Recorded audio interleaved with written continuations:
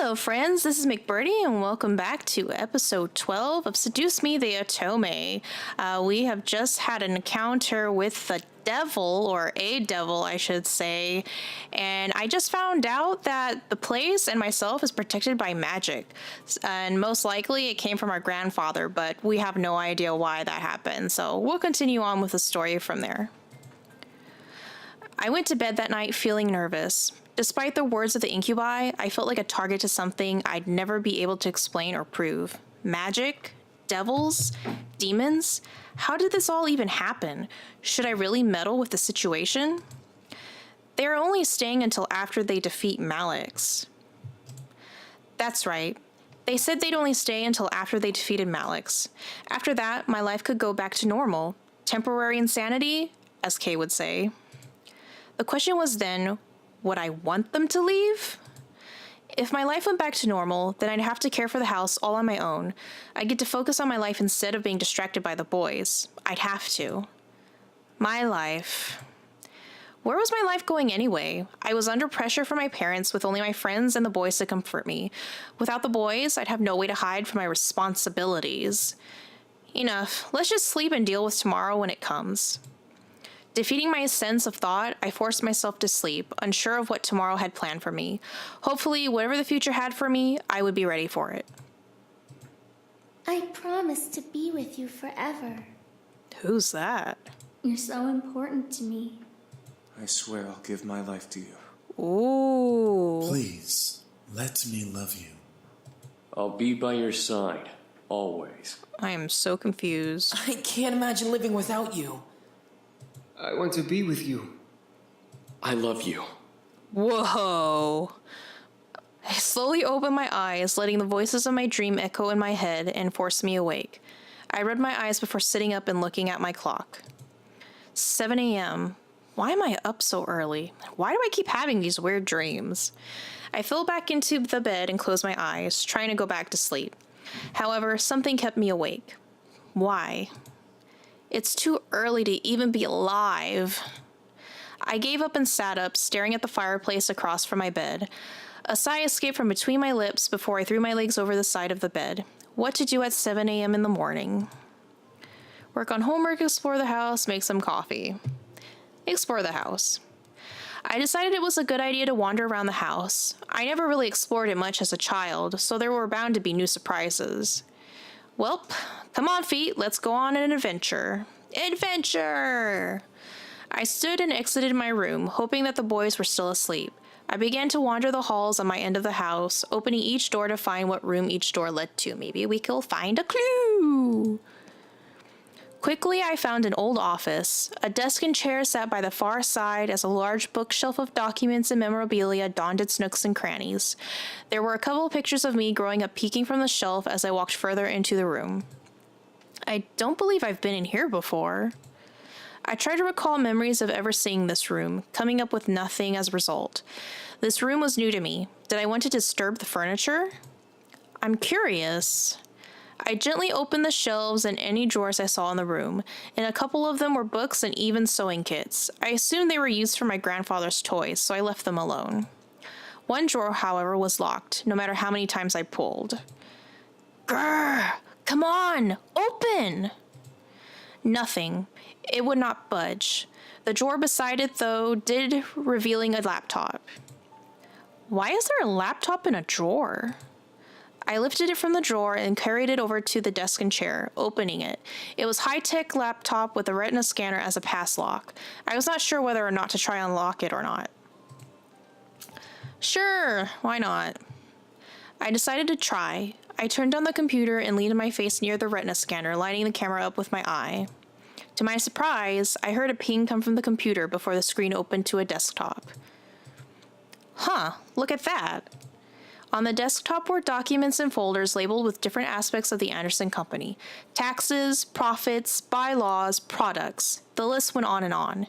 If I really did want to become the CEO of the Anderson Toys Company, I had everything about it at my fingertips. Dad would sure be impressed. One icon, however, stood out from the rest. Virago. I double-clicked the icon, but no window came up. Instead, I heard a large click come from the drawer that was locked. What the? I slowly left my seat and walked over to the drawer, attempting to open it again. It slid open smoothly in the direction of my pulling hand, revealing 2 books. One was a plain black journal with a tie to keep it closed. The other was bound in leather with cryptic symbols all over the cover. Is that a magic book? I took out the journal and skimmed through it, seeing my grandfather's notes. They were all detailed explanations and opinions on his findings on demon magic. Oh, grandfather was a wizard! He really did know about magic. I sat down at the desk and read through the journal further, finding drawings and sketches of symbols and magic circles, each with their own different meanings and effects. It was all fascinating. There was even a page of important spells to know. I read through them, trying to memorize them into my mind. I don't know what came over me, but I started to feel more energetic and more powerful simply reading my grandfather's notes. I was suddenly aware of the energy that surrounded my body and the power that was around the house. The more I read, the more powerful I became. Is that how it works, really? However, my mind suddenly froze and I found myself walking back to the drawer, putting the book back and closing the drawer. The lock reset and I snapped out of it. What? Huh? What? I shook my head and looked at the drawer, realizing what I had done. I walked over to the desk to reopen the lock, but suddenly felt the need to stop. Something held me back and didn't want me to pry any more that I already had. I was curious beyond belief, but I obeyed my thoughts for now. Eventually, I would come back and look into it. I returned to bed, feeling the weight of the morning drag under my covers to try sleeping again. I had energy, but I wanted more sleep. It was Sunday and nothing was happening today. Come on, eyes. Back to sleep. I shut my eyes and tried to slow my breathing. I looked at my phone to check the time once again. It was noon, yet it felt like I had slept for much longer. Why is time going so slowly? I sighed, got changed into normal clothes, and went out to the main hall and sat on the stairs. Sundays were very boring. However, the muffled sounds of battle caught my attention. Huh? I quickly went out to the backyard in response to the noise I had heard. In the yard were all 5 of the boys practicing fighting. Sam was in the middle with the other 4 surrounding him and throwing punches and kicks at him. Sam, being the strongest of the bunch, blocked and dodged each almost masterfully. Well, why wouldn't I interrupt them? All at once, the boys looked at me, frozen in their movements. I just stood at the doorway staring at them after my outburst. James was the first to break away from the group, stepping towards me. Good morning. We apologize if we woke you up. No, it's fine. I've been awake for a while now. I'm sorry I interrupted. It's quite all right. We needed to stop anyway. We don't want to overwork Sam. Oh, come on, I can handle more than those pity punches. Your mind seems grateful that we've stopped. Shut up, Nathan. Nice. Oh, crap. We should probably make some lunch. I'm sure you're starving. I can handle lunch if you like. You all seem to be very busy training to beat Malik's. I'll take care of it today. Whoa, seriously? Yeah, dude. Yeah, why not? I'm not useless. I know how to cook and do other stuff too. Well, no, I wasn't insinuating. What he means to say is that we'd be really grateful if you could make lunch today. Haha, no problem. As I turned to the kitchen, the boys went back to training. They seemed very determined to get better and to become stronger. Might as well make lunch today. It's been a while since I cooked. Lunch wasn't particularly hard. I decided to make cold cut sandwich, simple chicken rice, or pizza. Cold cut sandwiches. Because why not? I assembled simple ham sandwiches for all of us. After I poured some potato chips on the side of each sandwich, I felt satisfied. Who said lunch had to be cooked? I placed the food in the dining room. However, none of the boys were there by the time I brought the final dish out. I carried that dish to the main lobby, catching the boys separating into different rooms of the house. Part of me wanted to go to one in particular. The other part of me wanted to just leave them be and take the food in my hand to my room and eat. Maybe I could go out today while the boys focus on training. Go to your room and eat, find one that you buy. Let's not be boring. I quickly rushed back and grabbed a second food dish before hunting down one of the boys. I looked down each hall, trying to find one of the incubi wandering so that I wouldn't have to go through each individual room finding them. I pursed my lips in irritation. Where the heck are they? I sighed, knowing that I would have to search for them in each room. I quickly turned and headed back to the dining room one last time. When I arrived, I gasped. Matthew was crouched near the kitchen doorway, peering into it as if a rat had gotten loose in the pantry, and he was the stalking exterminator. Matthew? Shh. Okay. I quickly shut my mouth and pressed my lips together in silence, confused but fearful as to why I had to be quiet. I tiptoed to Matthew, who was crouching by the entrance to the kitchen. His gaze and head moved across the side of the kitchen, still trying to find whatever he was looking for. He's in there. Who's in there? What? Matthew's face was seriously fearful and tense. Who was freaking him out this much? My mind, however, instantly pinned the person down in my conclusion. Malix. I wonder if it's that squirrel. Malix? Why did he come back and why was he in my kitchen? I started to freak out, remembering the fear I had felt the first time we had met. However, I wasn't sure. Where were the others if it was Malix? I lost sight of him, but I quickly found him and cornered him in there. I know he's in there. Who's in there? That fluffy killer thing. It's the maniacal rabbit squirrel. Fluffy killer thing. I thought I had kept it. Why is he looking for it?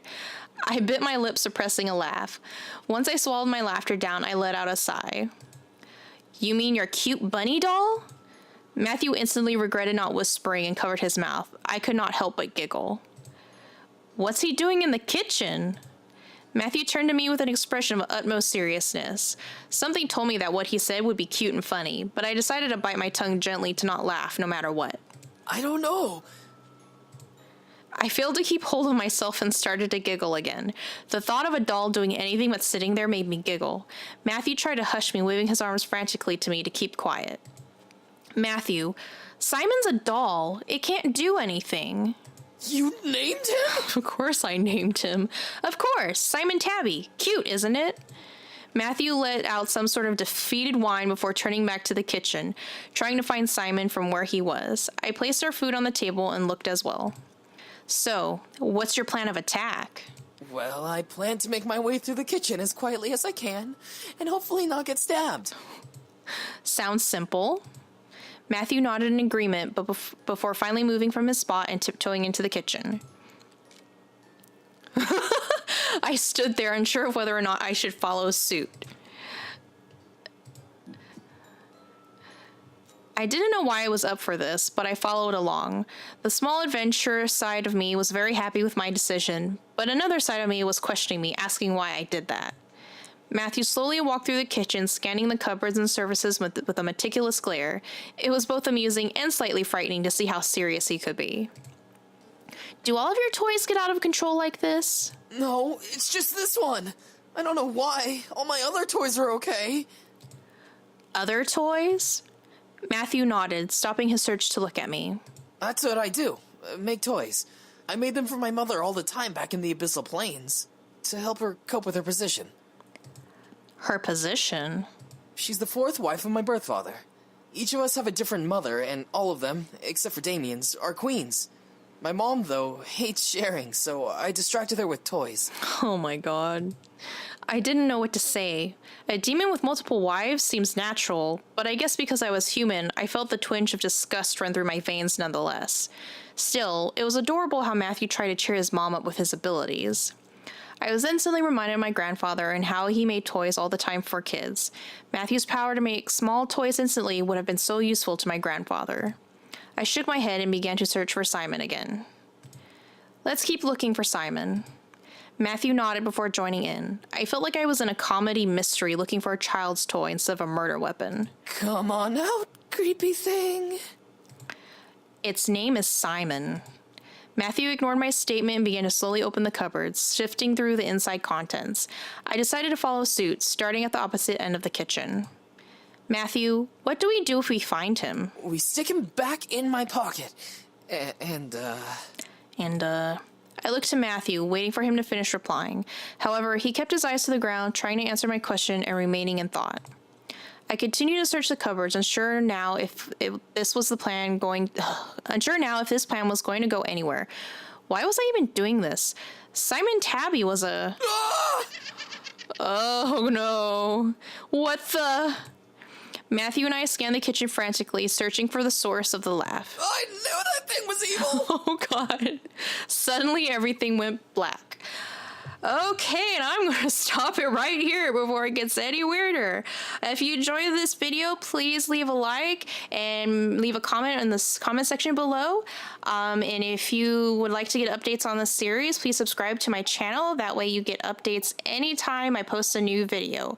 And thank you so much for watching. And until the next episode, I'll catch y'all later. Bye!